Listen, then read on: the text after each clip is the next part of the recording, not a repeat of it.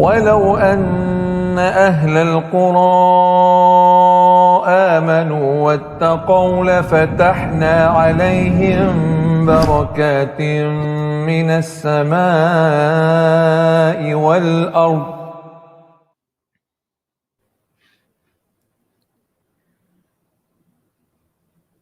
Okay, Bismillahirrahmanirrahim. Alhamdulillah wassalatu wassalamu ala Rasulillah wa ala alihi wa sahbihi wa man tabi'ahum bi ihsanin ila yaumiddin.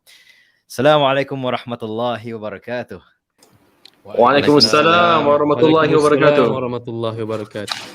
Hayyakumullah. Ahlan wa sahlan, brothers and sisters. Welcome to our live session of the Barakah Effect podcast, once again on our series on episodes Treasures from Qur'an. So this series, Treasures from Qur'an, is basically a tadabbur session where each of us at the Barakah Effect team, we choose our own personal selection of surah or several ayat from the Qur'an, and we share our own reflections, personal lessons, wisdoms, and gems that we've obtained from this surah and share them to you. All of this in an attempt to bring us together towards building an appreciation, a love for the Qur'an, as well as strengthening our relationship with the Book of Allah throughout the month of Ramadan, as Allah Azza wa Jal says, "Alladhi unzila fihi al-Qur'an," in which the month it was revealed.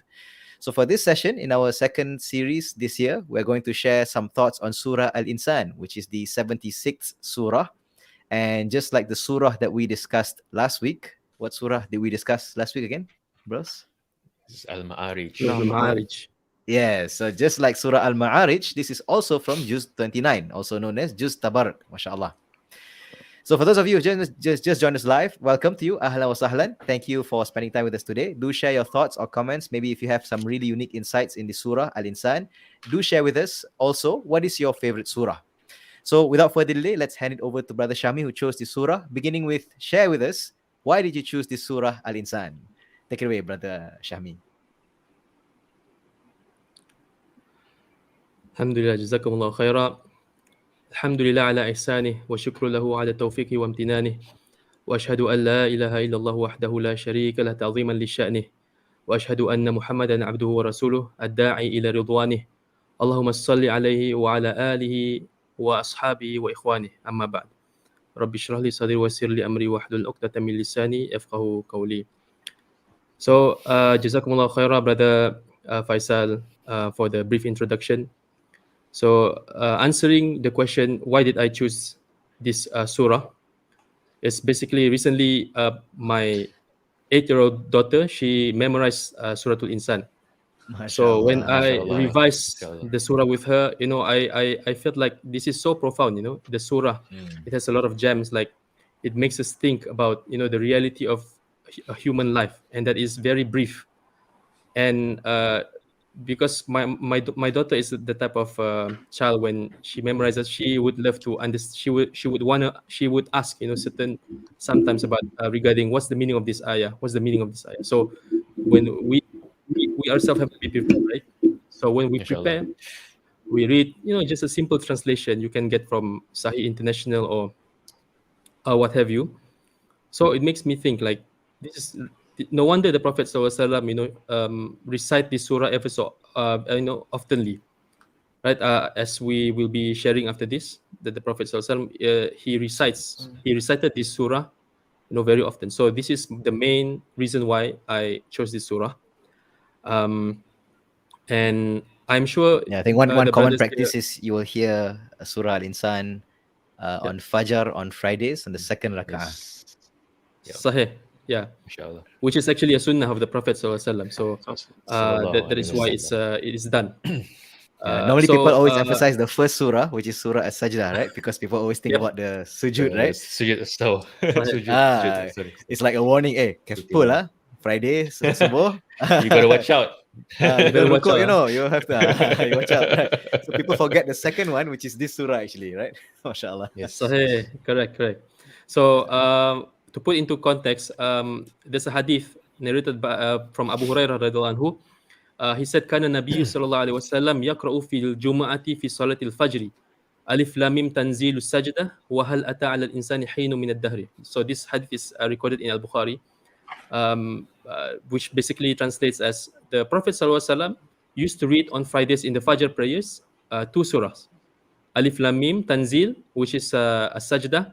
And in the second raka'ah, as Brother Faisal mentioned, Hal Ata Al Insan, which is Surah Al-Insan, the surah that we are going to discuss inshallah today. So the Prophet ﷺ read this surah repeatedly every Friday morning for everyone to be reminded. So some of the scholars they say why the Prophet ﷺ chose Surah Al-Insan to be recited, weekly, right? So they say that it is for people, the Sahaba during that time, and for us today, to be reminded where we where we came from, right? And the surah also highlights the fact that Bani Adam, you and I, all of us, here on earth, the purpose is only to be tested by Allah subhanahu wa ta'ala. That's the main purpose. Okay. So then we are also reminded in the surah that the outcome of a human life is either success or loss. Right? Allah subhanahu wa ta'ala in this surah, he said, Inna hadaynahu sabila imma shakira wa imma kafura. Kafura. So Allah subhanahu wa ta'ala, he's saying that we have guided you, inna hadaynahu sabila. We have guided you the way. So perhaps if you take the way, if you follow the path, inshallah you will be from the people who are grateful, from the believers. And if you refuse to follow the way, then you will be from those who are at loss, the one who is disbelieving in Allah subhanahu wa ta'ala. Right, so that's a brief introduction of the surah. I want to go now Syahmi. to... I just want to share. Sure. Sometimes the name of the surah, it has some alternate names also. Some of them which some are not familiar with. And it's interesting to note that if you look at the hadith, like what Syahmi said, the Prophet ﷺ didn't actually say Surah Al-Insan. He said Hal Ata Al-Insan, right? So Yes, side notes correct. that some of the surah, that it's not necessarily like everyone has only one name. Sometimes they might have multiple names. So do you know another name for the surah that's a bit obscure? And the reason I knew this is because when we went to the Hifz competition, the Tilawah competition in our company, so the judge told them to recite surah something, and then goes, "What surah is this?" Do you know another name for this surah? There's six names, right? There's six alternative names to this. Oh, mashallah. Ad-Dahr, right? Is one, right? Ad-Dahr, yes. So it's a sila baca surah Ad-Dahr. I was like, what? What surah? So that's the alternate name for this, right? Because that's part of the first ayah, right?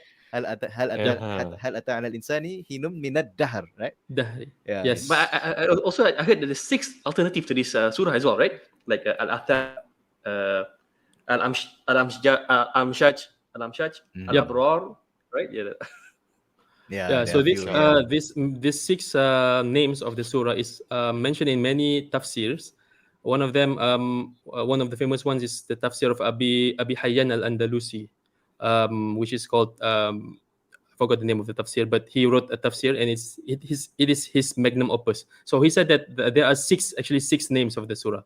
So like the brothers mentioned, some of them is Ad-Dahr, which is totally throw me off for the first time when I heard, I'm going to recite Surah Ad-Dahr. Are you making this up, bro? Like, this is an issue or something, right? But lo and behold, it's an alternative name for Surah Al-Insan. So importance of seeking knowledge, brothers and sisters.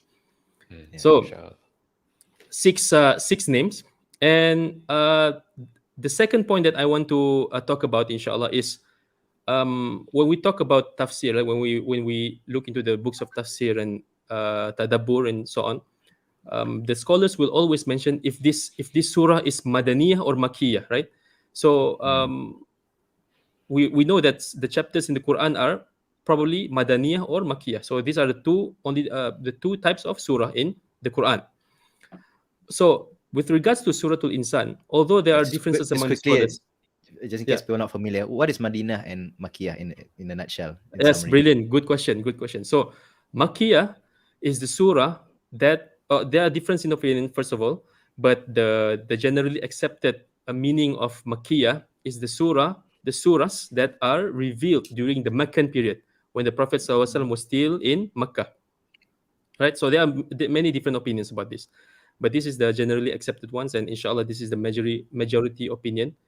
And the Madaniyah surah, on the other hand, is the surahs that are revealed during the time where the Prophet ﷺ established the first Islamic state on earth, which is in Medina.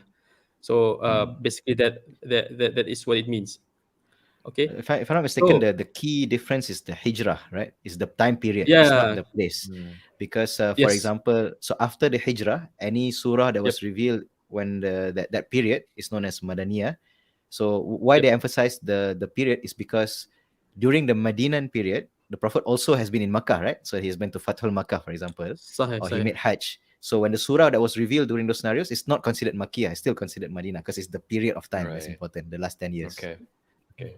Yes, correct. And Thank you and for the clarifying that. differentiator So between the surah is the style of the surah as well, right? The Madani surah is yes, almost more on the Sharia mostly, Mm.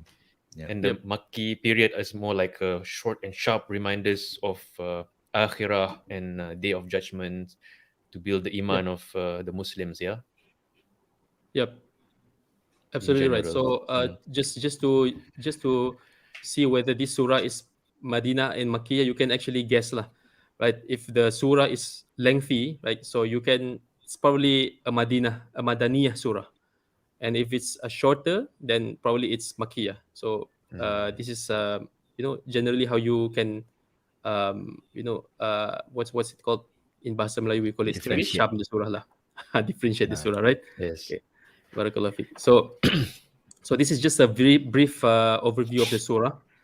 So inshallah we can go now into the verses that I chose to share with all of you today.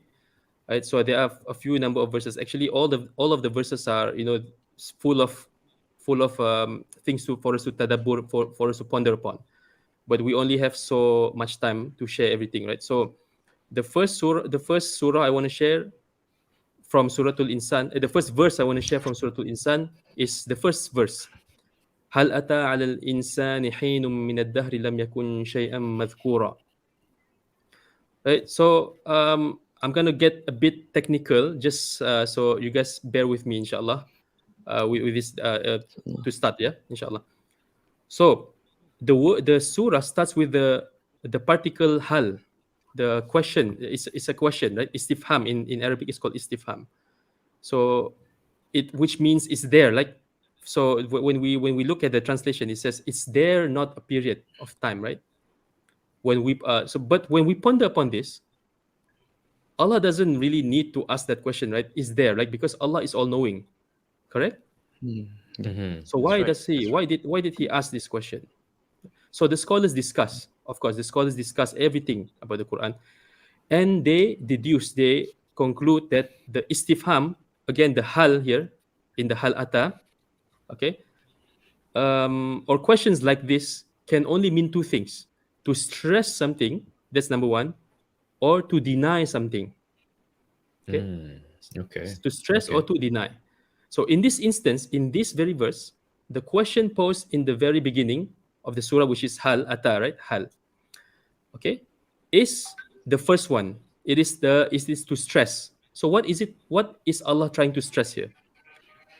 He's trying to stress that indeed there was a period of time where man was not even mentioned. Like, there's no question about it. Like, once you were you were non-existent, and the next day you were born and you now exist, right?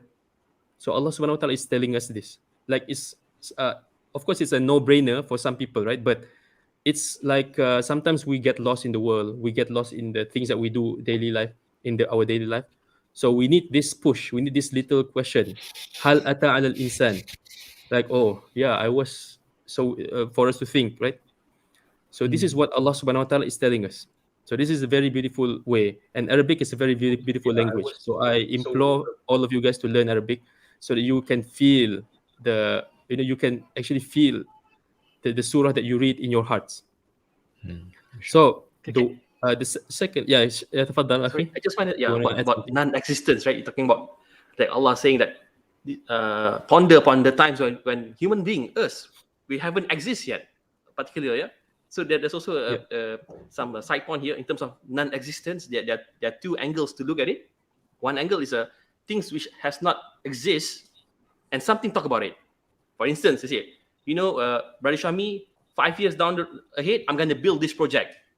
The project's still not there, but they already been mentioned about it. The project has been already mentioned about it. Yeah. So that's the first angle of non-existent. The second angle of non-existent is it has not exist and nobody mentioned about it at all. It's like us perhaps 100 years back. Nobody say, "Hey, Amir is gonna come 100 years down from today." So it's a lower level of non-existence. So that's where we are. We are in a lower level of non-existence. Nobody ever mentioned about us before. Subhanallah. Yep. Yeah. The reality is even our parents don't even know that we are going to exist, right? And Yes. Yeah. if you think about it. When we think Yeah. about It's it, like this the is first something that example. Yeah. Yes, No, go ahead, just brother. crossed my mind. The first example that Amir mentioned is like, you know how you see the construction site, right? Say project pembinaan masjid, for example, right? So it's gonna take 3 years there, but at least the site is there, right? The signboard is already there, right? Yeah, that's Yeah, true. sorry, That's true. Syahmi, go ahead. So, it just occurred to me that this is some of the things that I used to think about before I got married. Like what would my child, what would my first child, what will he, what would her or his name be?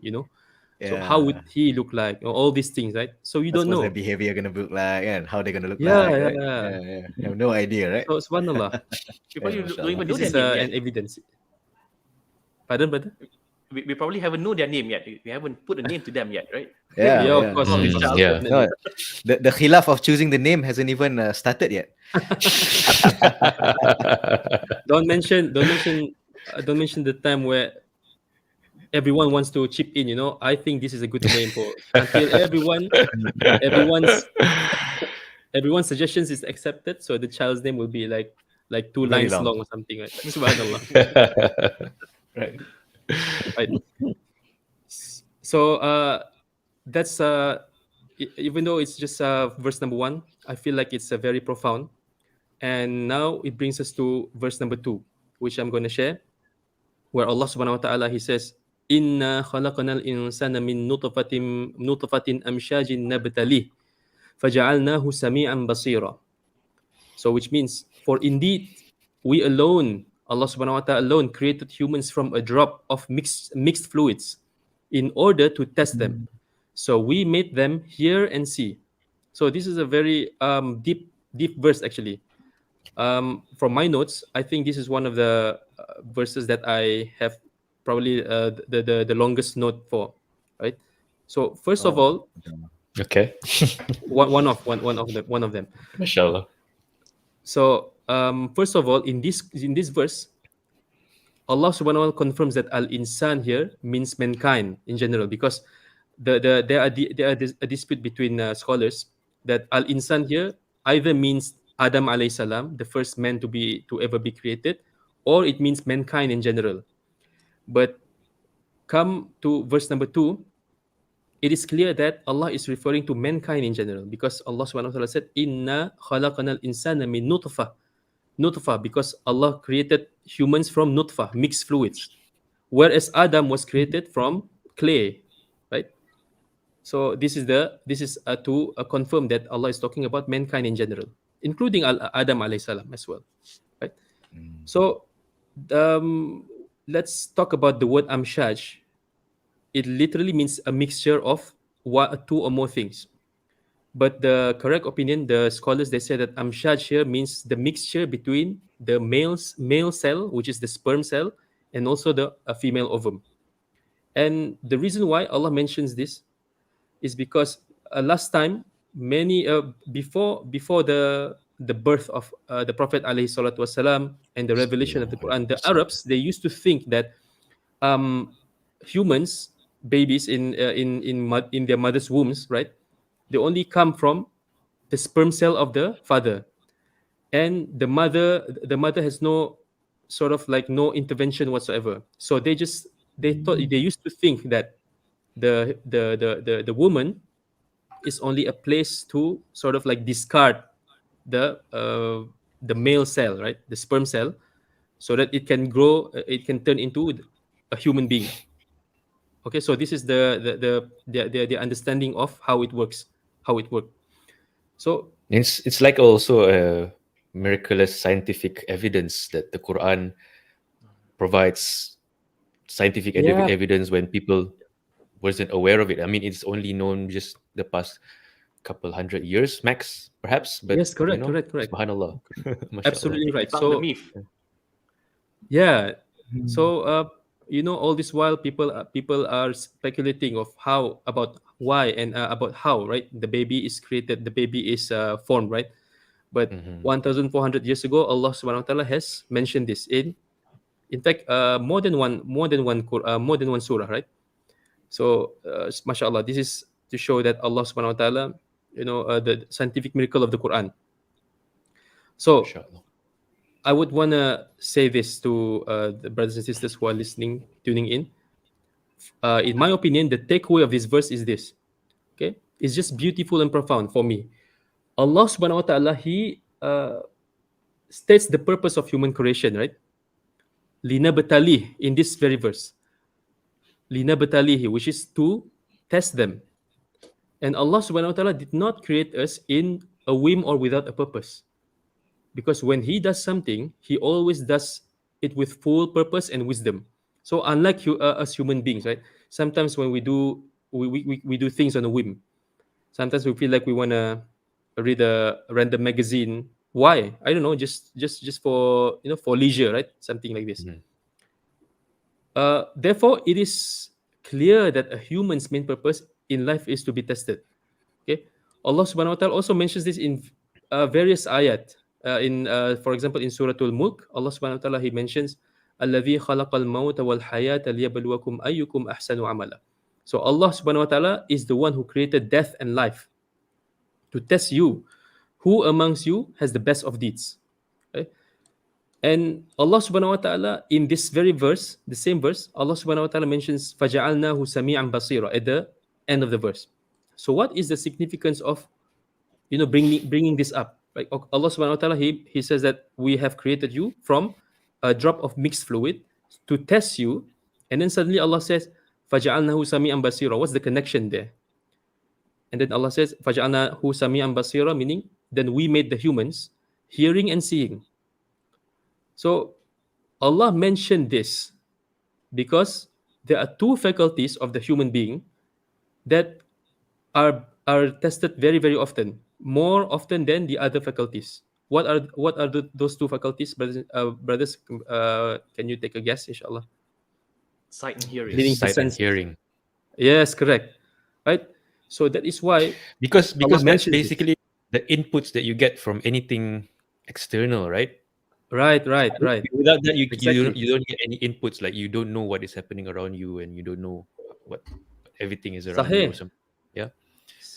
That is correct. That is correct. MashaAllah, tabarakallah. So, in fact, we also, you know, how do you say this? We also gather, or sins pile up because of these two things: hearing and seeing. Right? The most. So on the day of judgment, man will be asked to answer to all of the sins that he's done through his seeing and hearing. Subhanallah. So nasallallahu salama. May Allah subhanahu wa ta'ala grant us safety on that day. I mean, So when we Yeah, ponder upon this, right? Yes, tafadhal. Okay. So meaning that the like what Brother Reza mentioned, these are inputs, right? That the sight and the hearings and whatever that is manifested from these inputs are the speech and the actions of the limbs. And Yep. this gives extra emphasis to actually for humans to always take care to safeguard these two faculty. And sometimes like safeguarding the eyes is actually easier than safeguarding the ears, the hearing. But Allah also tells us to safeguard the ears to the point that sometimes if you heard something, because if you want to see something, you have to do it with intention, right? But sometimes Yeah. you don't intend to hear something, and Yeah, the yeah. sound just travels to your hearings. Yeah? Yep. Even then, Yep. you will be asked for accountability for that hearing. So, for Subhanallah. instance, you heard something you're not supposed to hear. Maybe a contract discussion with your bosses that you're not supposed to hear, but you actually in next door and you heard it. You must, and you're not supposed to hear it. And you know that you will be accountable for that. And the punishment for that is that whoever heard something that he's not supposed to hear, he will pour molten hot metal in his sea on the day of judgment. That's how serious it is. Subhanallah. This really serious things. So this is something that we really need to ponder upon. Um, because when we think about it, right, from the time when we reach the age of adolescence, how many years is that already? So I'm now 30 years old. So perhaps it's Chinchay lah, 15 years, right? 15 years. Okay, 15 years of hearing, of being responsible for your own hearing and seeing. Right? So much so that it is impossible for us to remember, each and every one of them. It's impossible. Every day we live, and seconds pass. You do something, right, and then you forget about it. You hurt someone's feelings, and you forget about it. But Allah Subhanahu wa Taala, la yansa abadan. Allah Subhanahu wa Taala doesn't forget ever. And to enforce that, Allah even assigned the angels on the left and the right to jot down in our records. Subhanallah. So this is something really scary, right? Something really, really scary. So ultimately, our sight and hearing will be questioned by our Lord on the Day of Judgment. So what have you used these faculties for? Allah Subhanahu wa Taala will definitely ask us this. This should only make us more careful in our hearing and looking at things, like Brother Amir mentioned, right? And in fact, Allah Subhanahu wa Taala will make our ears and our hearings and our sight to talk, right? For example, in Surah Al-Fussilat, Allah Subhanahu wa Taala, He said, regarding the limbs and the eyes and the ears that talk, what did they say? They say, Antakanallahu alladhi antaka kulla shay. Allah Subhanahu wa Taala has caused us to speak, as He has caused everything else to speak. So this is very dangerous. We cannot imagine it, how it will happen. But Allah Subhanahu wa Taala ala kulli shay'in qadir. He can do whatever He wants. He's Allah, right? So that is why when we look back at our righteous predecessors, which is the Salafus Saleh, right? They used to prohibit fudulun nazar. What is fudulun nazar? It is the Arabic term which means looking everywhere. Or in simpler terms, in Malay terms, maybe like kepo. Okay, kepo. Okay. So kepo can be with your eyesight, and it can also be like from your hearing, like Brother Amir mentioned.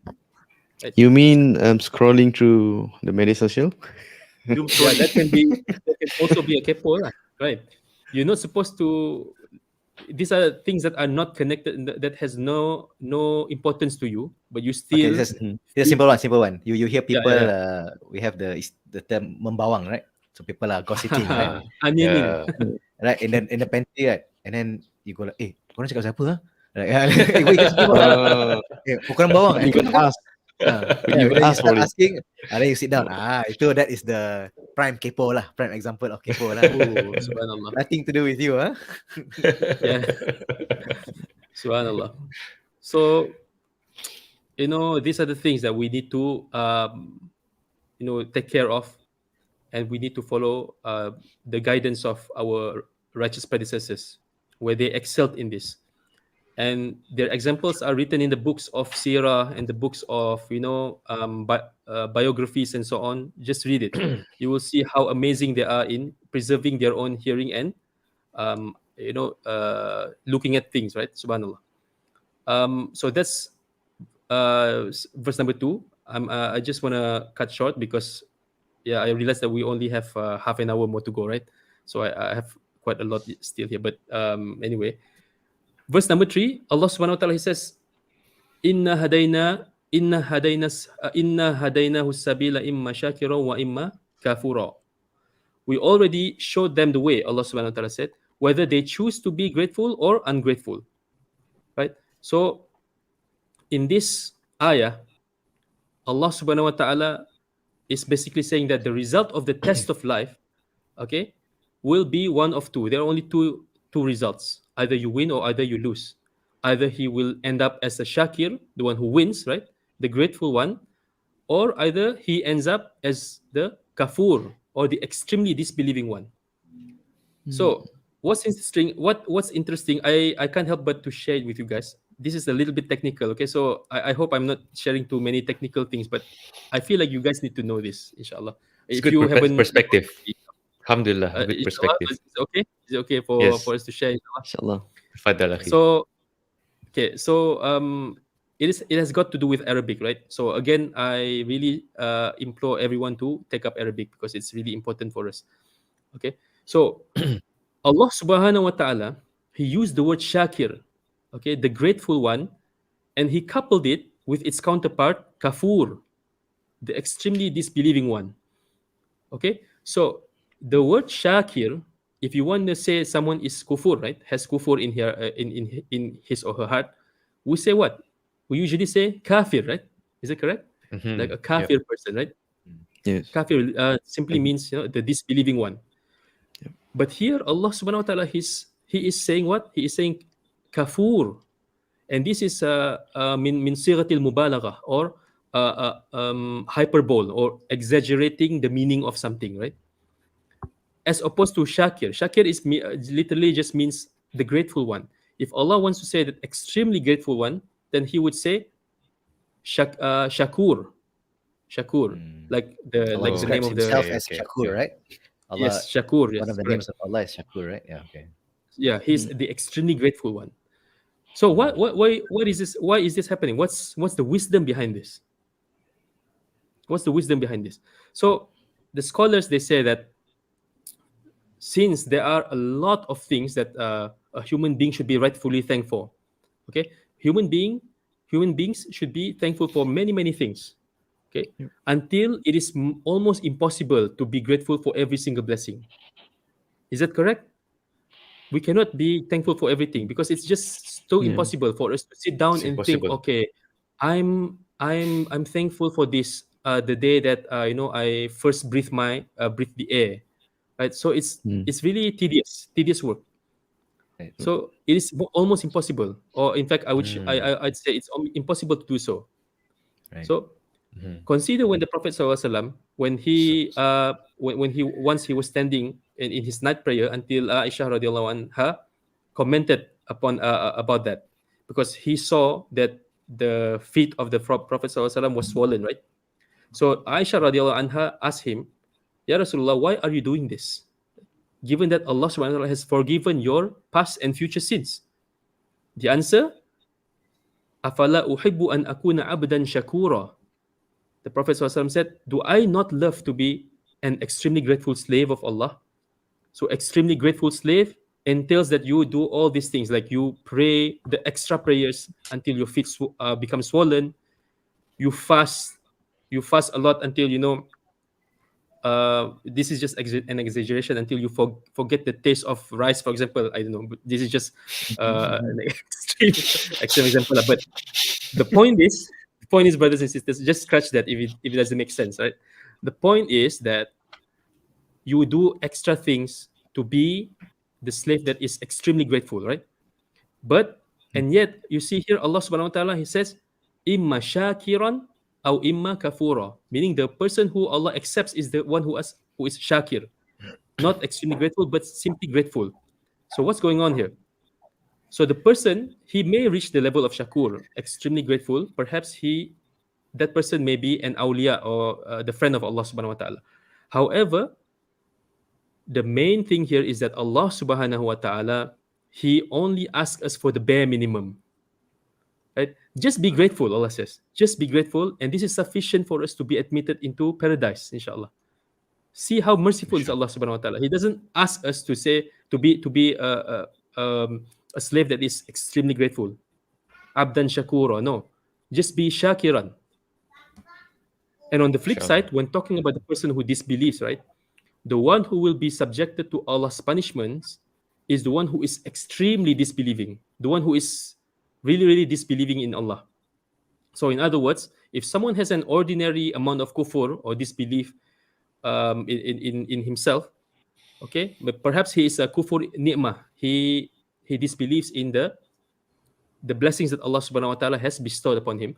Then it may be that this person who has this kufur in his heart, maybe he will be forgiven by Allah Subhanahu wa Taala on the day of recompense.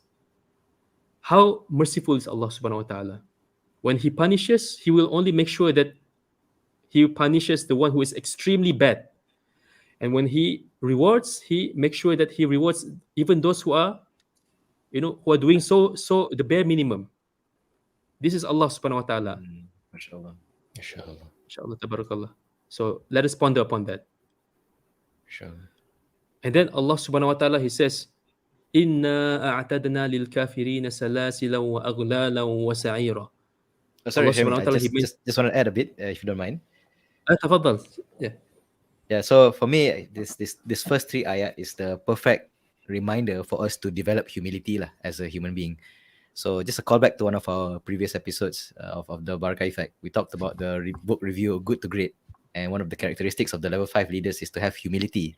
But one thing to note is that the book, although it acknowledges humility as a very important trait, actually it says that there's no real way that you can develop humility.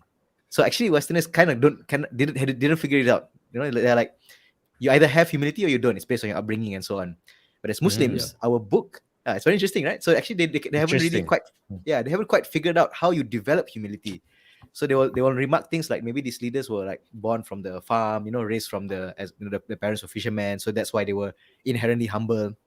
But in our scripture, there are things which inherently Allah reminds us to put this into place. You feel a bit arrogant, you read this ayat like this. Don't think so highly of yourself, yeah. So like let's look at verse number 1, for example, right? Like what Amir highlighted and Syahmi highlighted earlier, right? Forget about, okay, if you do something bad in this world, right? Let's say Fir'aun, for example, right? So we read about his verses and we, we reminded about his how terrible his deeds are, right? So you talk about negative sense. But if you don't even exist, you cannot even talk bad about you. You know what I mean? So completely zero, right? Yeah, it's out of existence. So you need to remind ourselves. So, like, for example, if you're born in the year 1984, I expose my age here. So that means in 1983, nobody even talk about you or even want to insult you. No, there's nothing to talk about. You're nothing. Yeah. You're not even nothing. No existence. Irrelevant. Yeah, totally irrelevant, right? Okay, so that's number 1. And then number 2 is like Allah reminds you that you created from a substance, like the mixture between the male and female discharge, right? Now, this substance, if it falls onto your clothes, I remember that scholars always emphasize this. I remember, like, if you read tafsir, they always emphasize this. If this substance falls on your clothes, you will feel like, so dirty, feel like getting rid of it, right? But that's our origin. That's where we came from, right? Yeah. So subhanallah, like and then that same verse, as Syahmi highlight, right? Faja'alnahu sami'an basira. We created him with the capability of seeing and hearing. Hearing and seeing, right? In that sequence, right? So sometimes we might feel like, oh, we're so great, we have achieved this, I can do this, right? But Allah is reminding us that even the most basic things of hearing and seeing, you cannot do that unless Allah gives it to you. And actually, there are people who are born in this world who don't even have that ability. So, no, that kind of puts you into perspective, right? So, the most basic thing, you're not talking about like something very strong, basic, just to see and to hear, right? SubhanAllah. And then number 3 also, I like this ayah because there are a few sides to it. The one that Syahmi just shared, this one, right? Number 1 is to remind yourself that guidance comes from Allah. Inna hadainahu sabil, right? As-sabil, Allah shows you the guidance. So sometimes the tendency for us, if we learn a bit of knowledge, we have this tendency of being kibir a bit, right? I feel a bit superior. Sometimes shaitan gets to your head, right? But you remind yourself, actually, Allah gives you this knowledge, right? It's not coming from you. And as the Prophet ﷺ says, whoever Allah wants good for, Allah gives him the understanding of the religion. So it's not from you, actually. You tak adalah hebat. You're not really that great to begin with, right? Right? Allah give it to you, right? Allah wants good for you. That's why you have the knowledge. There's some people who learn, they don't understand, right? But you understand. That's not because you're great. That's because Allah give it to you. Keep yourself in check. And then, okay, there's another side to this. So this ayah, I like this one. So now that Allah has given you the guidance, right? Okay, inna hadainahu sabila. Okay, what's the consequence after Allah give you the guidance? So yeah, as Syahmi said, right? Imma shakiran on one side, or imma kafura. You're either grateful or you're ungrateful. So now you have a choice. You have this guidance with you, Qur'an and Sunnah, everything, right? Do you embrace it, embody that purpose and that guidance? That is you behaving with shukr. That is an embodiment of your thankfulness, your gratitude to Allah, right? Or do you, just like the verses that Amir called back last week, right? In Surah Al-Ma'arij, adbara wa tawalla, right? You turn away, you reject, right? You think that this Quran, this Islam, petty lah, just enjoy lah, you reject lah. This is by your actions is a form of kufur, actually. It's a form of ungratefulness. Yeah, so all of this, actually, if you package it together, like just these 3 verses always puts, like for me, like if you really ponder upon it, really develops humility lah. put yourself in Yeah, place, yeah, lah. You're really not that great, Yeah, lah, yeah. man. Exactly. yeah. MashaAllah. Yeah, and interestingly, some of this verse comes back at the end of the surah later on, just to further emphasize this humility message MashaAllah. that guidance is all from Allah indeed. Yeah. Yep. MashaAllah. Sahih. Mashallah. So one of the Yeah. themes of this surah is, really just to put us into place. Like we are nothing without Allah subhanahu wa ta'ala. We're nothing without Him in the first place, right? We didn't ask Allah subhanahu wa ta'ala to be brought into this world. And we didn't That's ask true. Allah subhanahu wa ta'ala for all of this, Yeah. right? So Yeah. something to think about. So mashallah, tabarakallah. Jazakallah khair for sharing those, mashallah. Very I nice points. just to note that the ayah that was discussed is so full of meaning and depth. That's why contemplating on the Quran is the best way to soften our hearts, remind Yeah. us of the purpose of why we are here, and basically develop our character as Muslims. That's why contemplating on the Quran is something really great that we can do to. It will solve a lot of the problems that you face, inshallah. Sahih, sahih. Mashallah. So inshallah, continuing. And then after verse number 3, verse number 4, and verse number 5, Allah subhanahu wa ta'ala is doing something that we call targhib wa tarhib, to reward and to punish, or to reward or to put terror in the hearts of people. Okay, targhib wa tarhib is such an essential tool in that Allah subhanahu wa ta'ala uses in the Quran, because when someone can either be motivated by the rewards that is promised for him, or someone can either be demotivated to do something just by listening or imagining the punishments that await. So this is what Allah subhanahu wa ta'ala is doing, where Allah subhanahu wa ta'ala in verse number 4, he said azza wa jal, inna a'tadna lil kafirin salasilan wa aghlalan wa sa'ira. Allah subhanahu wa ta'ala mentioning the punishment of the kuffar, those who disbelieve, those who refuse to believe in Allah subhanahu wa ta'ala, those who have kibr in their hearts, that there are many types of punishment await in the hereafter. Some are in the form of shackles, salasil, and some in the form of some sort of like chains, right?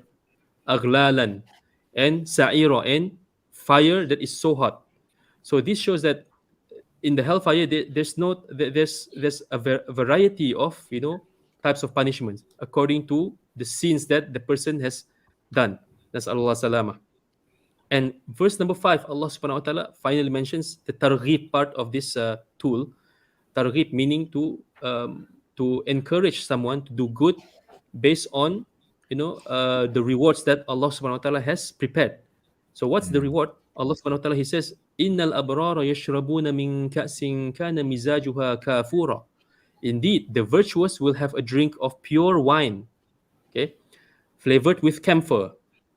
So it is interesting to note that what is camphor in the first place, right? And why is it wine? But the scholars generally say that the drinks of the people of Jannah, the main drink of the people of Jannah is wine, and the wine of the dunya is not the same as the wine of the akhirah. It's tasty and it doesn't make someone intoxicate. It doesn't intoxicate someone. Okay.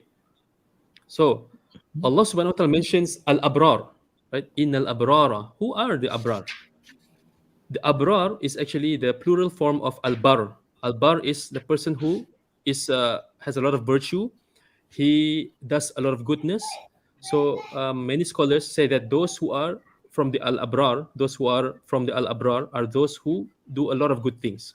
So basically, abrar are those who do good things in terms of ibadah that is connected to your heart, meaning he enhances his understanding of tawheed, and he get rid of all the su'udhan he has with his the people around him, so on and so forth, right? He's grateful, and also the a'mal, the deeds that can be shown through the limbs, like sadaqah, prayer, night prayers, all of these things. He does all of these things. So this is the person who is called al-bar in the surah, right? So al-abrar they are the ones who Allah Subhanahu wa Taala will serve them drinks. Yashrabuna min ka'sin kana mizajuha kafura. Okay, so this kafur in some translations, and actually most of the translations I see, it means camphor, or how do you say it?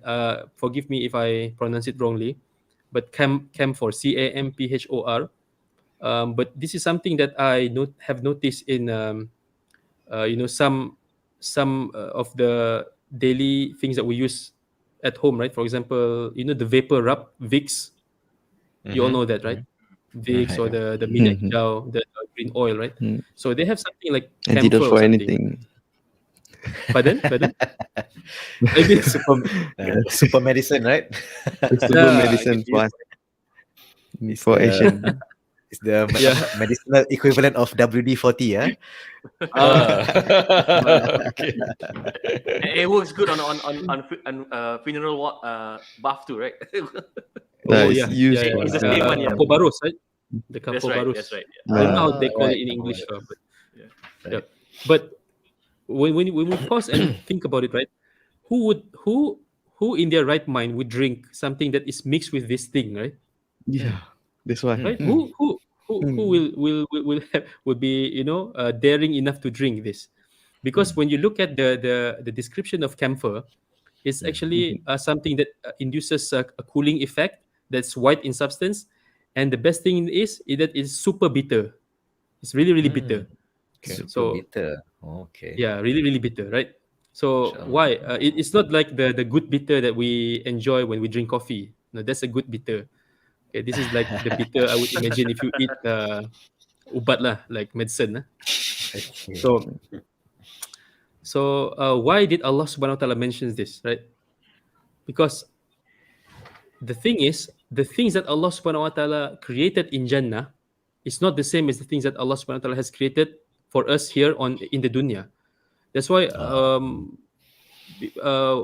for example, right? The Prophet SAW, he described about Jannah. He said, "Ma fil jannati syajaratun illa wasaquha min dhahab."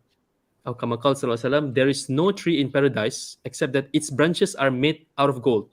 Like, have we seen a tree that is made out of gold here on earth? Mm. Yeah, So even that is not logic, right?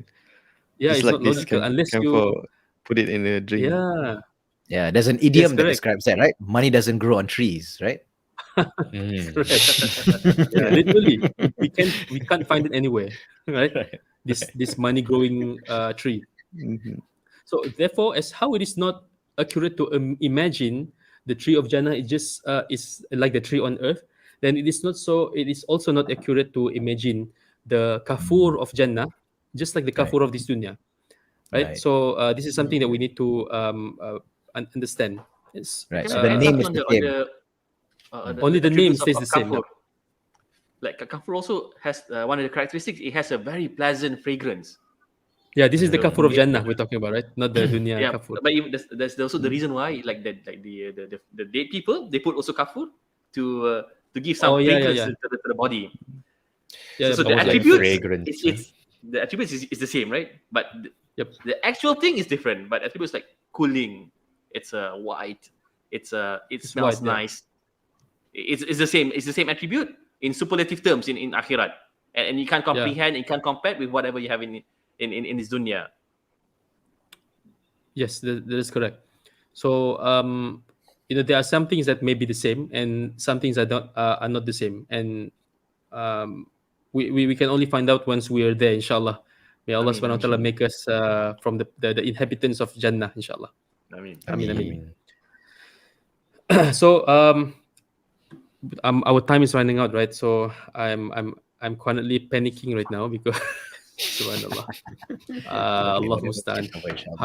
I wonder how, mashallah, Brother Ahmed, masterfully delivered his session last week. Oh, it's So, very easy. He just bends space and time. Cool. steamroll. Just Baik. Inshallah, tabarakallah. All right. So even though there's a lot more to share, I will just skip a few verses, and finally I will share the verses that verse number 9, inshallah. which I think I must share. Right. So, verse number 9. Sorry. Point number 9, but verse number 20. Point number 9 in my notes that you okay. cannot see. Okay. Okay. Look, So we can see, but we cannot. So like We Jim. cannot. Okay. Allah Mustaan. So Allah Subhanahu wa Taala says in the verse number 20, وَإِذَا رَأَيْتَ ثَمَّ رَأَيْتَ نَعِيمًا وَمُلْكًا كَبِيرًا. So Allah Subhanahu wa Taala, He says that when you finally make it into Jannah, when you have become one of the inhabitants of Jannah, you will receive all of these things. Like Allah Subhanahu wa Taala mentions a lot of things. Muttaqi'ina fiha 'alal ara'ik, one of them, like leaning, reclining, on sofas, on beds that are decorated. Yeah? And then wearing the best of clothes with the best of materials, and being poured with the best of drinks to your heart's liking, right? So these are all the things that Allah Subhanahu wa Taala mentions from verse number 5 until verse 22. But in verse 20, in verse number 20, Allah Subhanahu wa Taala, He says, وَإِذَا رَأَيْتَ ثَمَّ رَأَيْتَ نَعِيمًا وَمُلْكًا كَبِيرًا. When you finally make it into Jannah, right, you will see pleasure and great dominion. So the scholars say that this is the reality of Jannah. Wherever you see, whatever you look at, wherever you wish to lay your eyes on, all you see is pleasure, pleasure, and more pleasure. That is all there is. This is opposite of the dunya, right? When we think about it, where sometimes we will see and experience pleasure, once in a while, when we see our children, when we see our family members, and we get that monthly salary, right? It's a pleasure, right? And other times we will experience hardships and difficulties. Okay, but in paradise, again, all we see is pleasure. Can we imagine that? no. Certainly unimaginable. We cannot comprehend that yet. Yep. And as for mulkan kabira, in the same verse, it means the great dominion. So this great dominion means that every person who enters Jannah will have his own personal great dominion. Can you imagine that? So just put into context, there's a hadith where the Prophet ﷺ, he said, he said that Allah Subhanahu wa Taala said to a person who will be the last person to be admitted into Jannah. He said, "Idhab fadkhul Jannah." Allah Subhanahu wa Taala is saying to this person, "Go and enter this Jannah. فَإِنَّ لَكَ مِثْلُ الدُّنْيَا فَإِنَّ لَكَ مِثْلَ الدُّنْيَا وَعَشْرَةَ أَمْثَالِهَا." And for you is a paradise that is as big as the dunya, 10 times the size, and 10 times the size of the dunya. Can you comprehend that? Like, Sure. Just for you. Yeah, just for just that for person. you. And then And also, when Allah it's Subhanahu wa mentioned Taala will say to dunya this here, person, it's not just planet Earth. Dunya is wider than That's a good planet point. Earth. Yeah, Mashallah. MashaAllah, tabarakallah, yeah. The seven earth, right? Subhanallah. Correct. We cannot comprehend, right? correct. What the seventh earth is, but it is in it of itself is so immense. And then Allah Subhanahu wa Taala will say to this person, the Prophet ﷺ, he said with regards to this person, ذَلِكَ أَدْنَى أَهْلِ الْجَنَّةِ مَنْزِلَةً. Subhanallah. He said, this is the level of reward of the lowest inhabitant of Jannah. So can you imagine that? The lowest Yeah, inhabitant of mashallah. Jannah, he will have all of these things. Sorry. He will have all of these things and times 10 of that. Okay. Mashallah. So here's the thing. Right? In this world, okay, so as long as we live, when we look into the history of the world, there is no one that has ruled over the world yet, right? No one at all. No one can safely. 100%. We cannot. Yeah, like I will rule the world. Right? No one has ever done that. I will rule the world. Only villains in movies, right? Something of a fairy tale. Or But- cartoons. Yeah, or cartoons, right? But on the day of judgment, or finally when everything is done, this person, which is the lowest inhabitant of Jannah, he will have that and 10 times more than that. So, subhanallah, how gracious is Allah Azza wa Jal. Yeah, subhanallah. I remember this Yeah, Mufti Mank when Mufti Mank gives lecture, right, about this one, the last Yeah. person to enter paradise. He kept Yep. on reminding us, remember, if we enter paradise, all of this is is for you. This is for you, or either that, or you better. get way more than this. Yeah, this is like the minimum that you get. So MashaAllah. Yeah, I still remember that line. So he keeps on repeating every short intervals. Reinforcing, yeah, mashallah. this could be Remember, you, brothers this could be sisters, me, this could be and you. if it's not you're us, better than this. you get way more than this. This is like bare minimum. Subhanallah. Subhanallah. So, brothers, if this is the case for the lowest inhabitant of Jannah, so then what should we think about the person who is from the highest inhabitants of Jannah? Yeah. It's totally unimaginable.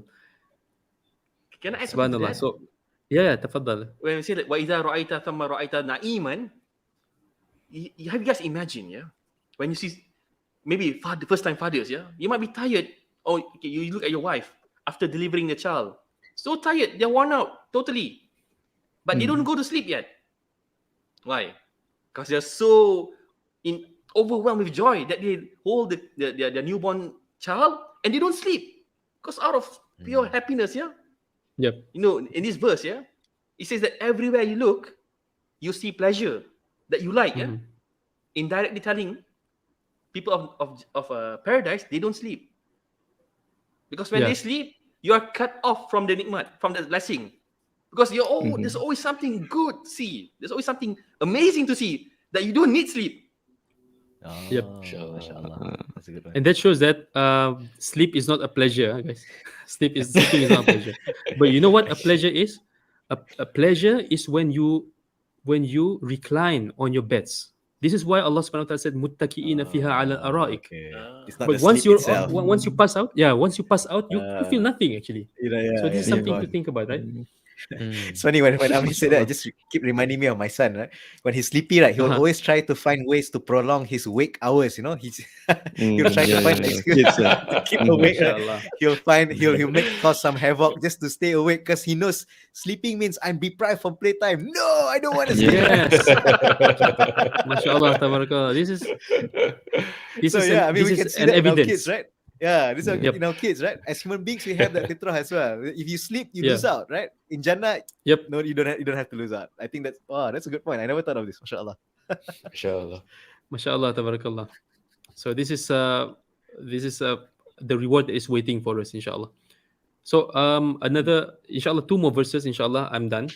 Where Allah subhanahu wa ta'ala, he says in verse number 22, Inna hadha kana lakum jaza' wa kana sa'yukum mashkura. Inna hadha kana lakum jaza'an wa kana sa'yukum mashkura. And it will be said, Allah subhanahu wa ta'ala will be saying to the inhabitants of Jannah for the first time when they just entered the doors of Jannah, indeed, this is for you a reward. And your effort has been appreciated. So Allah subhanahu wa ta'ala he shows his appreciation not only by giving the inhabitants of Jannah the admittance, the ticket into Jannah, but by verbally saying it as well, that I appreciate what you have done, all of this, the maybe the 50 years you've been on the dunya, the 60 years you've been on the dunya. I appreciate it. And the scholars, they also discuss about this, right? Why does Allah subhanahu wa ta'ala say this to the inhabitants of Jannah? Again, in the tafsir of Abu Hayyan al-Andalusi, okay, he said that it is so that the inhabitants of Jannah, right, they literally just step in the Jannah, and Allah subhanahu wa ta'ala is saying this to them, so that this kalimat, these words that come out from Allah subhanahu wa ta'ala, you know, it makes the inhabitants of Jannah no longer become shy. Let me give you an example, right? So when we walk into a big mansion, right, and then someone invites you to a big mansion, you know, this guy is an important person, the CEO of so and so company, and you lay your foot in the mansion. What's your feeling? What's the feeling the first time when you see all these magnificent things? You will feel shy, like you will feel like I must be in my best behavior, right? Correct or not? Because Okay. Yeah, and awkward. it may be a little bit awkward, but Like unless, in of awe or course, something. Yeah, like in awe. But for me, I can relate to this because when I go into someone's house and it's so big and it's so nice, mashallah, tabarakallah, I will feel like I shouldn't be doing anything. Like I just should just duduk diam-diam lah, kata orang, right? Right. Until of course the person, the owner of the mansion, the owner of the house, talks to me and then make me feel at home. So and then maybe he said like, don't be shy, make yourself at home, or you can have anything in the fridge, mashallah, right? Wow. So Okay. Okay. I never got that In- before, but I never got it before. So Knock It's yourself just out. a Just a dream. fridge. knock yourself Yeah. out. Okay. You can cook anything. You just use the kitchen. So the point is, brothers, right? If we got this sort of approval or keizinan from the owner of the place, then we will feel more relaxed. So therefore, Allah Subhanahu wa Taala, He's saying this because He wants the inhabitants of Jannah to fully experience the limitless enjoyment of Jannah without ever feeling shy. Mashallah. It's like saying, Inshallah. make yourself at home, right? Yeah, make yourself at Yeah. home Yeah. because Make you're make finally yourself at home. Yeah, you're finally home. Mashallah, you're finally home. Mashallah, that's deep. You're finally home. Yeah, because Mashallah. Adam alayhi salam was in Jannah, and now you're finally back to where your ancestor originate from. Mashallah. Inshallah. Actually, I do recall a narration, correct me if I'm wrong, that says that you will recognize your house in Jannah like you recognize your house in this world. That means it will be I've heard it somewhere immediately as well. from- Yeah. I've Yeah, heard you've heard it, somewhere right? as well. Hmm. Yeah, I'm trying to find because I remember it's like when you enter Jannah, you immediately know it. Like, oh, okay, yeah, like wow, it's literally Suddenly, like like- welcome home. Like familiar, Inshallah. immediately familiar. Like nothing really was missing before. Something like this. Yeah, mashallah. It's like fond memories of somewhere, right? Macam it's like you've experienced this, but you actually have never experienced this. It's like something Right, weird lah. Deja vu. Deja vu, yeah, that's the word. Right. So, inshallah, we're running out of time. In fact, this is way past 12, but inshallah, this is the last part. So, I'm going to share verse number 29, inshallah, with you guys. So, Allah subhanahu wa ta'ala says, Inna hadhihi tadhkirah, faman sha'a attakhadha ila rabbihi sabila. So, Allah subhanahu wa ta'ala, again, He is telling us that this is a reminder. Okay? This is a reminder. All of these things are a reminder for you, O human, that you may choose the path of your Lord. So Allah subhanahu wa ta'ala,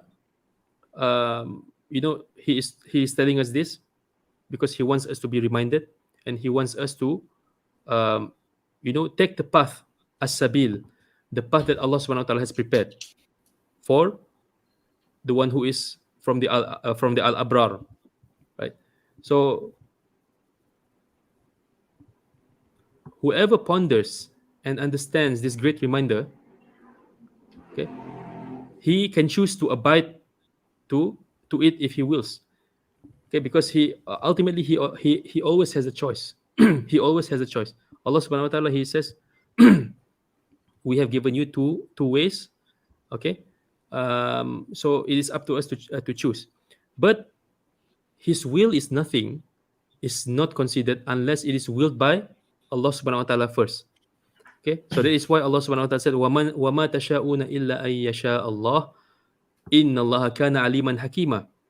So this is a very important point in Aqidah, whereby our will is subjected to Allah's ultimate will, right? Actually, but it is not for us. It is not for us to busy ourselves with what does Allah will for me, but we are instructed to busy ourselves with saving ourselves. We don't need to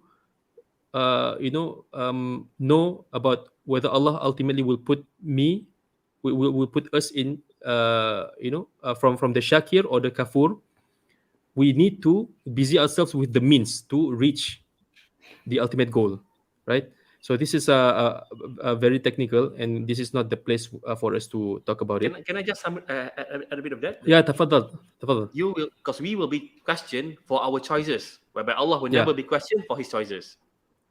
Yeah, correct. So because ultimately our choices that we made in this life Allah will ask about it. But we will never be asking about Allah about why did He choose this? Why did He choose this? This because He fa'alul lima yurid. He does whatever He wants, right? So Allah Subhanahu wa Taala finally He says in the surah, He admits whom He wills into His mercy. Okay, yudkhilu may yasha'u fi rahmatih wal zalimina a'adda lahum 'adaban alima. Okay, Allah Subhanahu wa Taala admits whoever He wants into His mercy, but the wrongdoers, the zalimun, He has prepared for them a painful punishment. Again, this is the final destination. There are two destinations only. Either you be enveloped in His mercy, or you will be enveloped in His punishment. So may Allah Subhanahu wa Taala make us all from His slaves that are enveloped with His mercy and ultimately admitted into His paradise, where we all will live happily ever after, enjoying all these enjoyments that Allah Subhanahu wa Taala has said in this surah and other surah as well. I mean, So this is just to what add we can one share. thing about the Allah's Yeah, mercy, Fadal. Brother Syahmi. You know, when we think about it, right? The deeds that we do in this world, we undoubtedly have fallen into mistakes, sins, and sometimes we also present our shukur as well. So it's a mixture of good deeds and bad deeds. Now, if Allah really wanted to take us into account of our bad deeds, subhanallah, I mean, no person would perhaps be safe, right? So this is Yeah. the underlining the mercy of Allah. Basically, we will enter Jannah, inshallah, not because of your deeds, but because of Allah's mercy. So the key point here is that for every waking moment that you have in this dunya, try to seek the pleasure of Allah, because that is the door to His mercy. So when we strive to just seek the pleasure of Allah in everything that we do, then it is hope that Allah will show His mercy on us on the day of judgment and enter us into His paradise. Can So I add that's to what just a Brother point of just reflection. mentioned?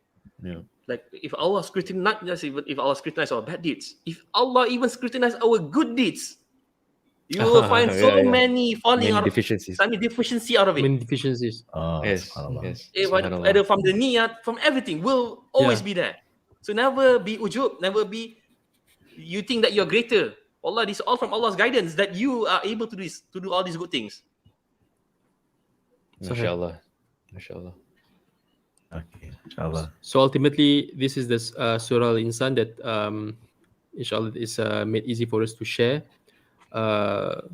So I hope everyone benefited from this sharing session. Inshallah, if anyone else wants to add some more, inshallah, tafaddalu.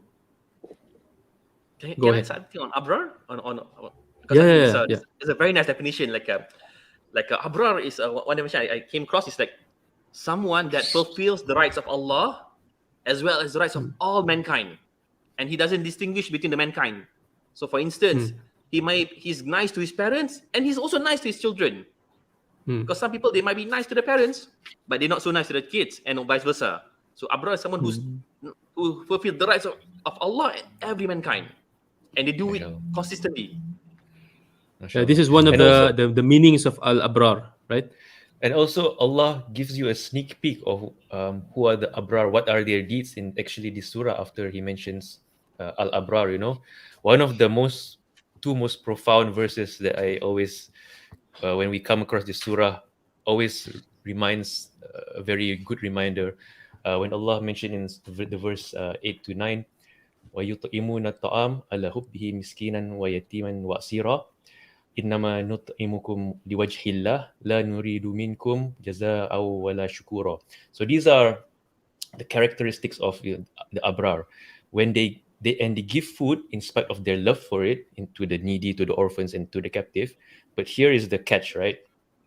What they say to them is that we feed you only for the countenance of Allah, only to seek the pleasure of Allah, and we wish not from you reward or any gratitude. So imagine that, feeding people but not expecting any thanks from them. So these are, mashallah, one of the characteristics of the abrar or the muttaqin, whereby they do things not for fame, not for thanks from people.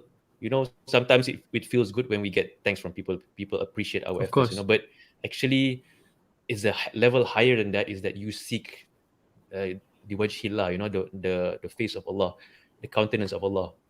Subhanallah, Yeah. that's something that's amazing, that I always, when we come across this surah, always reminds me that when we give, at least when we do sadaqah, this is the attitude that we always try to adopt. Don't expect anything from others, just expect something from Allah as a reward. Correct. There's something that I missed actually. With regards to the sharing of Brother Reza.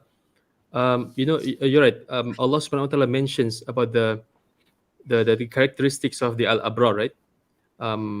They yufuna bin nadri wa yakhafuna yawman kana sharruhu mustatira. They those are one of the characteristics, and the one that comes after that is wa yut'imuna at-ta'ama ala hubbihi miskinan. They feed people, who are needy, with the food ala hubbihi, right?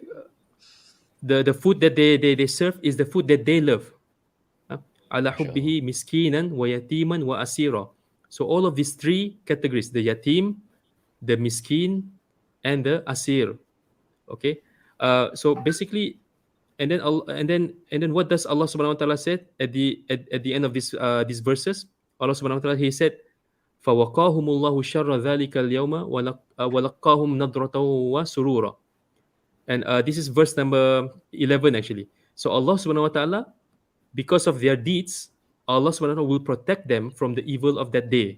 What day? The day of judgment. Because the day of judgment itself is a torture for many, many people, right? And give them radiance and happiness. So with regards to this verse, right, Allah Subhanahu wa Taala rewards these people, the al-abrar, by protecting them from evil and hardships on the day of the day of judgment. Simultaneously, their faces will be radiant after having been exhausted from what? From doing the good deeds that they have done, that they have been doing when they were in the dunya, and then they will be given joy in compensation for the joy that they brought to others. Because when you feed someone with a food that, really, really delicious food, right? You are bringing joy to someone's face. Correct or not? Because when we see, if we've been to Makkah and Medina, when we feed the poor, right? When they receive like a packet of nasi mandi, right? The mandi rice, kabsa, whatever, they smile. Like automatically, they will smile. So they are bringing joy to other people with their service. And then You don't have to go very interestingly, far, lah. Allah, Iftar every day we I see would that, go- right? yeah, iftar every day, yeah. Yeah.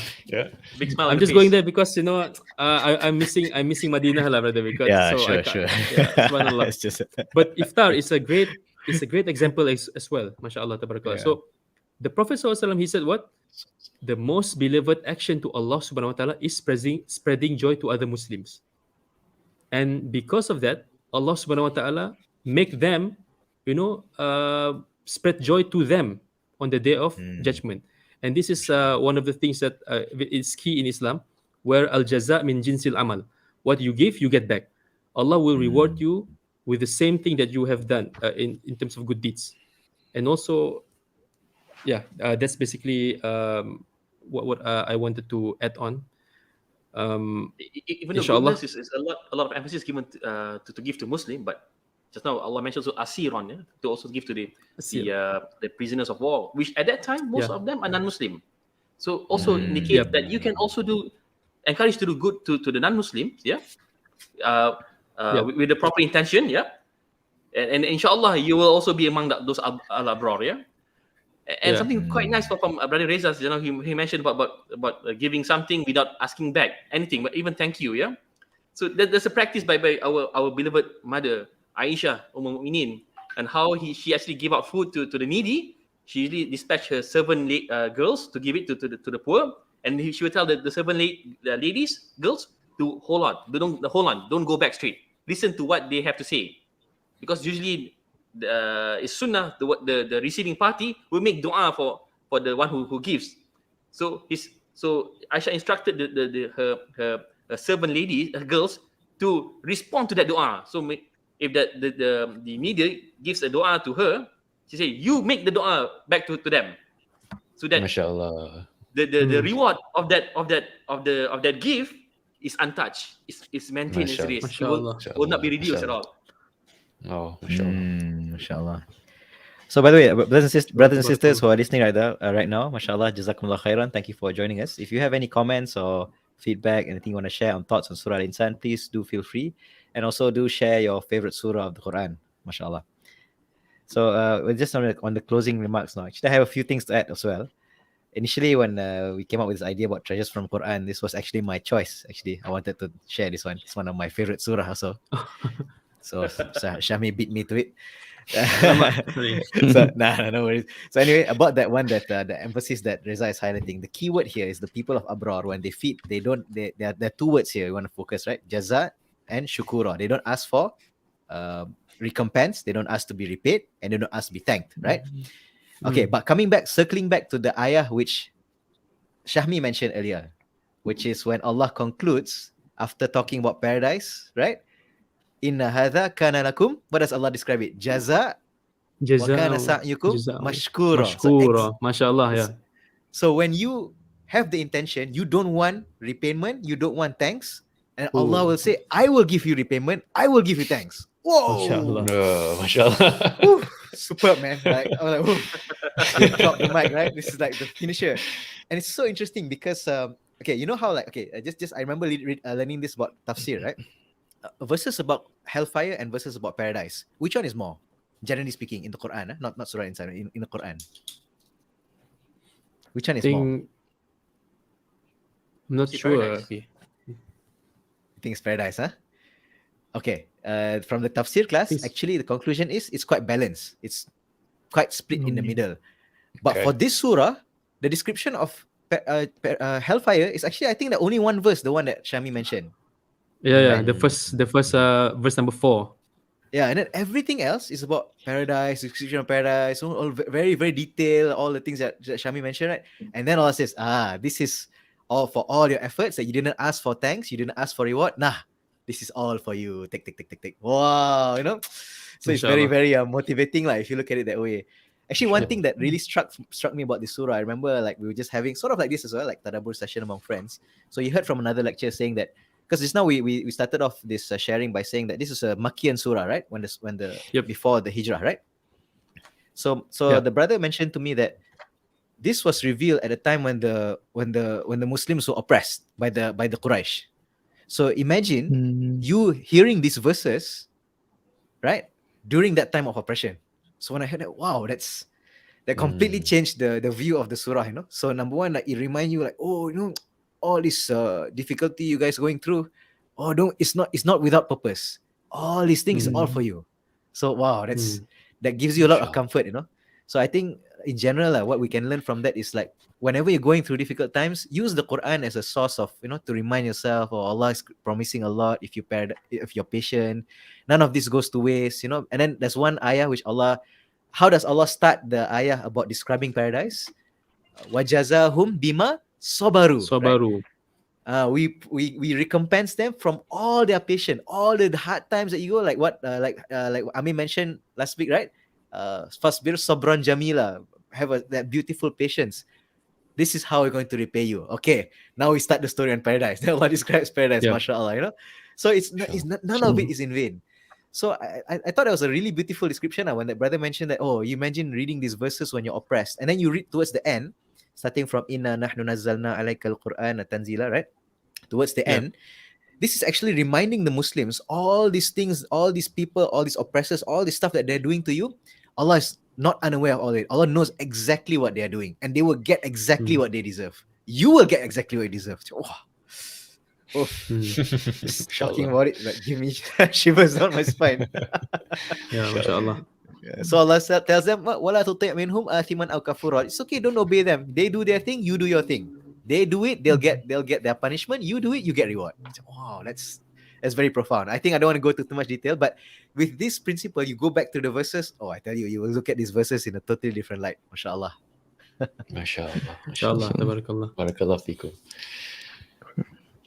Fikum barakallah. Okay, mashallah. I think we went a bit over time. Yeah. Itulah, there's a lot of Alhamdulillah. things to Okay, share. Alhamdulillah. Yeah, Beautiful, actually, beautiful surah, mashallah. yeah. Sorry, what, Sahih. Syahmi, you saying? Actually, we can go for another half an hour lah, but I think this is gonna be too long. But it's okay. We can stop Yeah, here, inshallah. mashallah. Inshallah, we'll stop here, inshallah. So, brothers and sisters, thank you very much for joining us. So, may Allah Azza wa Jal grant a lot of barakah in everything that's been discussed, and may Allah Azza wa Jal use this as a means to improve our amal saleh and a means of our investing Ameen. for our akhirah for all of us. Ameen. Do Ameen. tune in as well. This weekend is special for us. We have 2 sessions of Treasures from Quran. So, tomorrow at the same time at 11 a.m. Malaysian time, GMT 8+8, we'll have another session where Brother Reza will be sharing on Surah At-Takathur, one of the surah which I think all of us have memorized since we were very, very young. MashaAllah. My son memorized this when he was 3 years old. So, MashaAllah, I think it's a MashaAllah. surah that all Inshallah. of us are familiar with. All right. Inshallah. Inshallah. So, we'll see you tomorrow, inshallah, for our third in the installment of the Treasures from the Quran series with Surah At-Takathur with Brother Reza. Until then, take care, brothers and sisters. May Allah Azza wa Jal accept all of our good deeds. Barakallahu fikum. Subhanakallahumma wa bihamdik. Wa nashhadu an la ilaha illa anta. Wa nastaghfiruka wa natubu ilaik. Assalamualaikum warahmatullahi wabarakatuh. Waalaikumsalam Waalaikumsalam Assalamu warahmatullahi wabarakatuh. warahmatullahi wabarakatuh.